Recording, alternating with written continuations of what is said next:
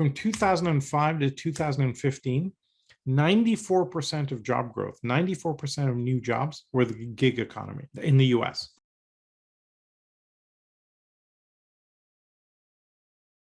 The classic business school approach is to create a top-down hierarchical pyramid structure, leveraging scarcity and going after a command and control model and grabbing as much of the market as possible, etc. The full extent of the EXO model, depending on how far you want to unroll that carpet, the end result of the opposite form would be a DAO, a decentralized autonomous organization, which is completely programmatic and runs on a set of smart contracts. And you have infinite scalability at that point, and the thing can just run by itself.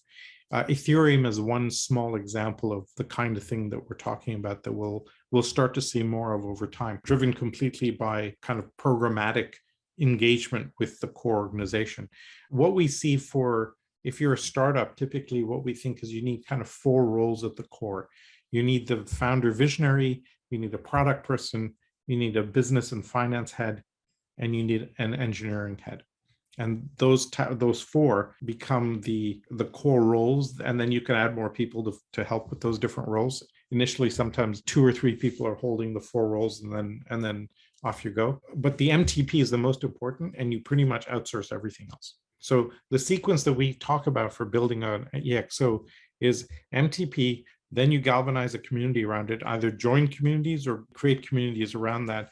Then you create a founding team from the community. Then step forward, you come up with a breakthrough product or service that's minimum 10x better than the status quo. And then off you go. Look at Uber. They have an MTP, everybody's private driver. They form an initial community around them of people excited by that.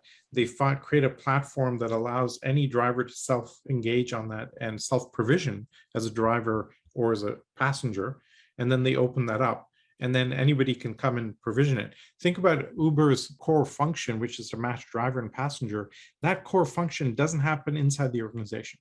It happens out in the wild. And by enabling that with technology, you can scale effortlessly, right? Crypto is the ultimate expression of that, where I can go spend a bit of Ethereum, buy some Ethereum, interact with it, or Bitcoin, and the core organization is never seeing that.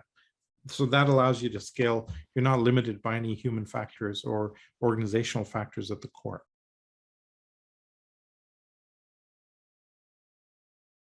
Typically, what they're mostly doing at that point is country-based regulatory and nuanced for country or city level organization. They may run a promo in Austin, Texas, because some new entrant is coming in, and they'll adapt to local conditions. Same with Airbnb. And the second is they will be doing customer service and customer support for the various things that are happening. But that's it. Like if you, Airbnb is a good example. At one point, I don't know what the numbers are exactly now, but Marriott Hotels had 45,000 employees. Airbnb had 2,000 employees with the same number of rooms in their inventory. Okay, now that's a radical change. That's like 20x difference. Yeah. When you need agility because a pandemic suddenly hits you, you're way better having 2,000 employees than the 45,000 employees. Now, I'm speaking from the company perspective. From the social perspective, we need to radically rethink the social contract, because how do you think about unemployment benefits and healthcare and pension plans, et cetera, for that? But definitely the economy is moving that way. As we were doing the second edition of the book, I came across a staggering statistic. From 2005 to 2015, 94% of job growth, 94% of new jobs were the gig economy in the US. That's just a ridiculous number. It means that the entire economy is shifting to temp workers, gig economy, contract work, et cetera. And so as an organization, you need to be moving in that way.